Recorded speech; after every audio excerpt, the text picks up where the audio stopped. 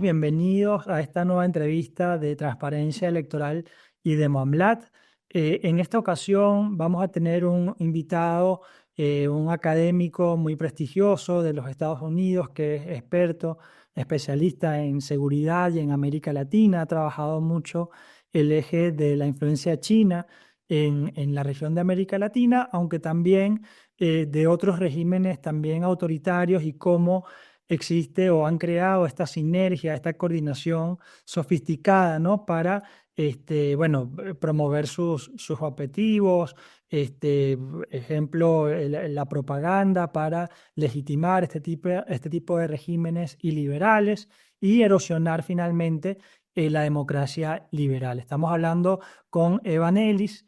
Él es doctor, profesor investigador de estudios latinoamericanos en el Instituto de Estudios Estratégicos del Colegio de Guerra del Ejército de los Estados Unidos. Tiene un enfoque en las relaciones de la región con China y otros actores no occidentales, así como también Evan trabaja todo lo que tiene que ver con el crimen organizado transnacional y el populismo en la región. Bueno, como pueden ver, son temas que se están discutiendo todos los días, que están en la agenda de América Latina. Así que bienvenido, Elis, y gracias por tu tiempo. Es un gusto para mí estar con usted en este programa. Bueno, Evan, quisiera empezar tomando o partiendo de un artículo que publicaste a principios de este año, en el que hablas del deterioro del orden internacional basado en normas, porque me parece que esto es lo que va a enmarcar esta serie de fenómenos que tú estás estudiando y que estamos, leyendo constantemente en distintos estudios, ¿no? El tema de la invasión de Rusia a Ucrania, el conflicto en el Medio Oriente, las tensiones en Taiwán, Corea del Norte, incluso en América Latina también, quizá a una escala menor, tenemos cierta tensión incluso con amenazas bélicas, ¿no? Entonces me gustaría que para empezar explicaras un poco a qué te refieres cuando hablas del deterioro del orden internacional basado en normas y por qué esto es importante para entender la situación. Bueno, realmente para mí eso es bastante importante porque muchas veces hablamos de un mundo multipolar o bipolar, etcétera. Para mí esto pierde el punto más importante del dinámico, lo que está amenazando, o sea, este orden liberal basado en reglas que ha mantenido nuestra seguridad y prosperidad desde la Segunda Guerra Mundial. Lo que está pasando es, por un lado, hay un China buscando principalmente sus propios intereses. Por otro lado, un grupo de países, digamos, iliberales, que cada uno tiene sus propios objetivos. O sea, los objetivos de Rusia muy diferente de Corea del Norte, muy diferente de Venezuela, muy diferente de Irán.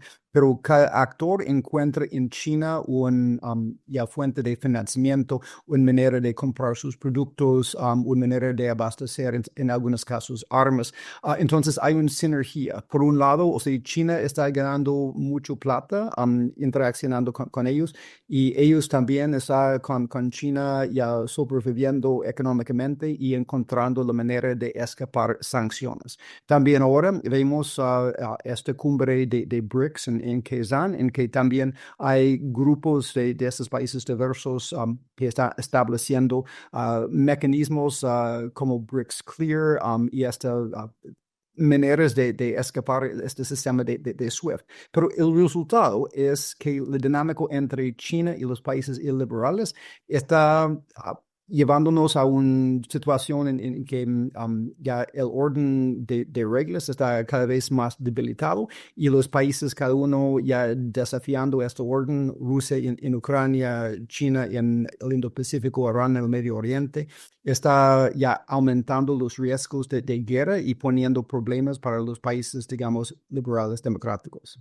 Específicamente hablando de América Latina, una región que se caracteriza por la debilidad institucional, donde encontramos constantemente eh, escenarios de golpes, de autogolpes, de impeachment contra presidentes, es decir, donde hay mucha volatilidad y no existe un Estado de Derecho y unos mecanismos de control que puedan verdaderamente garantizar que los capitales, por ejemplo, que lleguen al país, respeten los convenios internacionales o, digamos, no hayan sido producto de actividades ilegales. Yo creo que cada vez más vemos este escenario en América Latina. ¿Qué papel tiene China? ¿Cómo influye? ¿Cómo penetra? ¿Y cuáles son sus objetivos con esta penetración económica? Bueno, China, igual en otras partes del mundo, busca sus propios metas, lo que es su enriquecimiento, su acceso a commodities, a bienes agrícolas, también a mercados en áreas estratégicos, especialmente utilizando la conectividad, puertos, ya ferrovías, y ahora también el sistema de electricidad, sistema digital. Pero en el proceso lo que pasa es que China ya permite. A China no le importa lo que hace esos regímenes como Venezuela hasta Honduras con su propia gente, cómo trata sus otros contratos, mientras que traten bien a China y no hablan mal de China ni en lo que hace en su propio terreno ni lo que hace en América Latina. El resultado es que financiamiento de China y poder vender a sus commodities a China, da a esos países una oportunidad de seguir en manera que no hubiera sido posible en los 70s o los 80s, donde vimos regímenes populistas como el primer régimen de Alan García en Perú colapsar por sus propias contradicciones. Entonces, lo que vemos ahora es que regímenes como Venezuela, regímenes como Nicaragua han logrado sobrevivir, prosperar, consolidar poder. Y parte de esto es también ellos tienen un nuevo modelo de cómo explotar esta falta de confianza en esta democracia procedural y utilizar esto de cooptar ya organizaciones judiciales, organizaciones legislativas.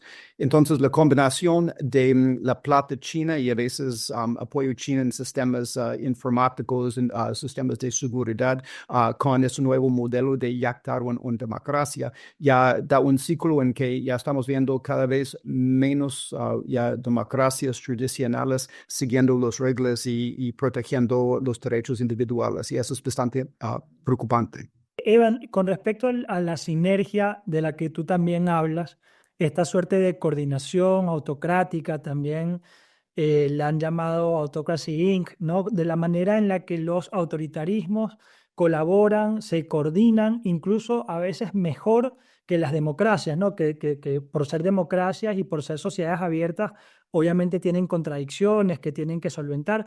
En este caso, ¿cómo se arman estas coaliciones o estas coordinaciones autocráticas y qué gana cada país con esa coordinación? Bueno, realmente hay una serie de coordinaciones, algunas más formales que otras, o sea que tradicionalmente entre los partidos había coordinación de ideas, por ejemplo, el Foro de Sao Paulo, también durante el tiempo de Hugo Chávez en Venezuela y siguiendo hasta cierto punto con Maduro, hay también apoyo desde Venezuela, desde Cuba a otras actividades. Se sospechaba, por ejemplo, que en los motines en Ecuador en octubre de 2019 y también en Chile en esta época había un rol de los gobiernos populistas, antidemocráticos, quizás en weaponizar estas protestas para desestabilizar los gobiernos. Pero también había ciertos mecanismos de coordinación de financiamiento, como en su tiempo Petrocaribe y Telesur en lo informático, etc. Y ahora lo que vemos es también los superregional como el nuevo BRICS, o sea, porque el BRICS representa la manera en que países que no aceptan este orden, especialmente Rusia más China y su financiamiento y ahora un aumento en sus miembros, buscan ya dar mecanismos alternativos de conducir transacciones financieras y realizar otros tipos de contratos sin vulnerabilidad al dólar. Entonces, hay una variedad de mecanismos, algunos más directo que otros. Y hasta que encontramos ahora tipos de apoyo, por ejemplo, el nuevo administración de Claudia Sheinbaum en México, ya dando hasta 20,000 millones de dólares a Cuba para ayudar a este régimen de Miguel Díaz-Canel a sobrevivir a pesar de los problemas en su infraestructura eléctrica y sus escasez de petróleo. Entonces hay todos niveles de coordinación, pero el resultado colectivo es que está perdiéndose este entorno democrático y la habilidad de, digamos, enforzar un orden democrático y sancionar los que no obedecen estas reglas. Hablabas de Cuba, Evan, y es importante para América Latina, para quienes lo estudian, porque a pesar de la tercera ola democratizadora, el único país que no logró democratizarse fue Cuba, 60 años de dictadura y además con un papel muy activo en la promoción del autoritarismo, ¿no? No solo se ha sostenido como una dictadura, sino que además ha parasitado, como algunos han calificado, a otros gobiernos como el de Venezuela, como el de México recientemente, pero también como el de Ecuador de Rafael Correa o la Bolivia de Evo Morales, etcétera. Ha encontrado una gran solidaridad y un gran apoyo, aún siendo un régimen autocrático, ¿no? ¿Qué, qué características tiene Cuba, tiene el gobierno cubano, tiene la isla para precisamente ser un suelo fértil para que los otros regímenes autoritarios del mundo, ¿no? Dígase Rusia, dígase China, eh, entiendan que tiene una importancia tan estratégica? Bueno, realmente la transformación de Cuba, por supuesto, ya ocurrió ya hace muchos años, pero realmente involucró el tono de poder de Cuba por el Partido Comunista y sucesivamente la expulsión de cualquier tipo de resistencia. Yo creo que lo más importante de Cuba en este momento es entender no solo cómo ha eliminado la posibilidad de oposición, por ejemplo, en estas protestas en julio 2021, cuando había una frustración con el desastre económico post-COVID, de manera en que Cuba logró encarcelar más de 1,000 personas y también cortar su posibilidad de comunicar una con otra. O sea, entender cómo un Estado autoritario consolidado puede mantener ya esta autoridad, pero también el rol que Cuba ahora ya ocupa, especialmente al Partido Comunista Cuba y en otros movimientos. Desde el comienzo, por ejemplo, Hugo Chávez en Venezuela tenía muchas ideas por los cubanos, no solo en cómo yactar su propio país en esos primeros años de su gestión, sino también la ayuda de inteligencia cubana en penetrar las fuerzas militares venezolanas para lograr que en combinación con la corrupción de esos militares en cosas como el cartel de los soles, no había la posibilidad, a pesar de su frustración, de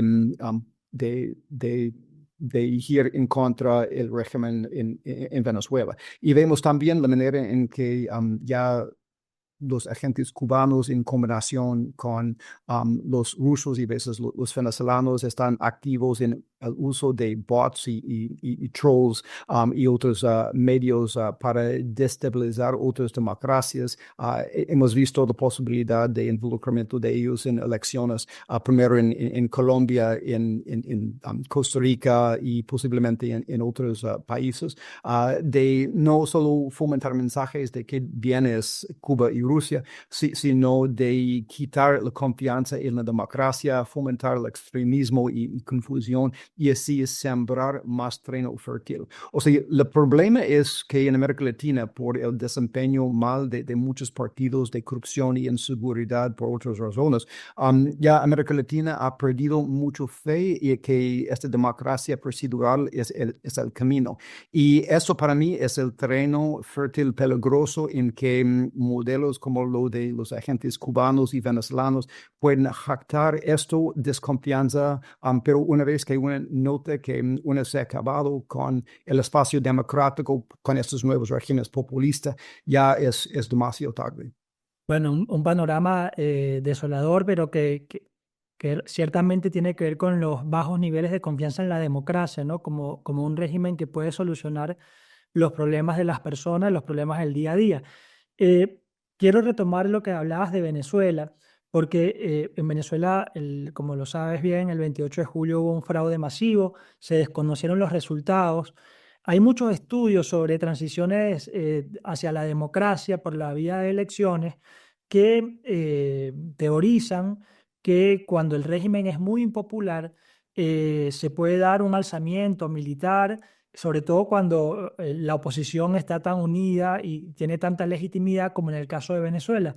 Sin embargo, aquí entra justamente el factor de Cuba y de la inteligencia cubana en la forma en la que ha penetrado y hace inteligencia en las fuerzas de seguridad de Venezuela.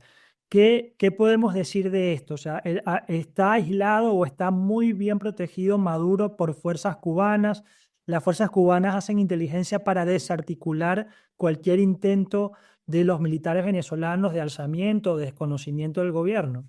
Sí, tristemente en el occidente, especialmente después de la caída de la Unión Soviética terminando la Guerra Fría y también con las revoluciones de color en el Medio Oriente y otros dinámicos, tenemos este romanticismo que si solo hay frustración con autoritarismo, que la democracia en alguna manera u otra ya triunfa, se expresa.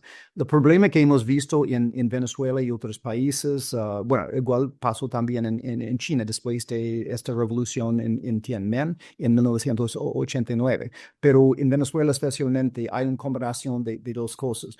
Uno es un régimen en que los líderes, especialmente los militares y otros de seguridad, se han involucrado profundamente en la corrupción. Entonces, de alto nivel, ellos, aunque pueden tener mucha disatisfacción con Maduro y su desempeño, ellos temen un cambio, porque cualquier cambio democrático no solo quita su poder y su fuente de riqueza, sino podría meterlos en el cárcel. Entonces, hay este temor. Por otro lado, hay esta penetración por agentes cubanos en todas las unidades.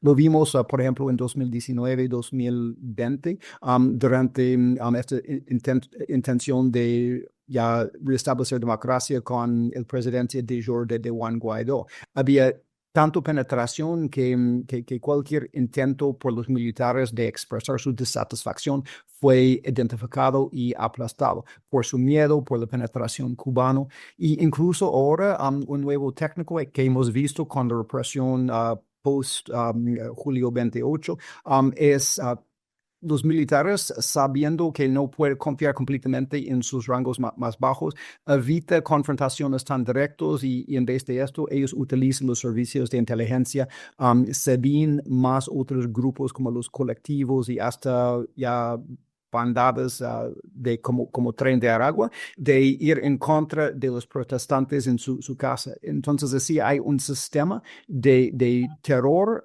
que complementa este sistema de corrupción y penetración de inteligencia, que aunque todos están realmente muy desatisfechos con Maduro, realmente no hay la manera de realizar una transición a otras cosas por iniciativa popular. Evan, por último, quisiera preguntarte, sé que tu especialidad es América Latina, ¿no? Pero ya que eres norteamericano y se acercan las elecciones, ¿qué expectativas tienes de ambos candidatos, ¿no? Para enfrentar las problemáticas más importantes de América Latina? ¿Es una prioridad para ellos?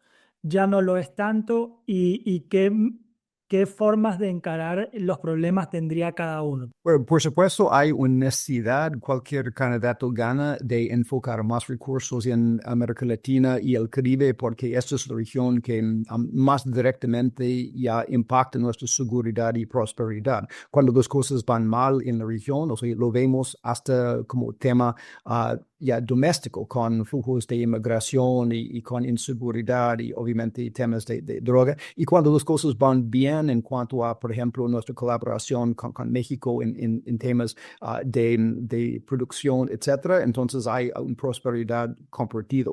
Entonces, aunque hay necesidad, ya yo creo que nunca hemos visto una crisis tan fuerte en el momento en que los Estados Unidos estaba también bajo tantos tensiones internos.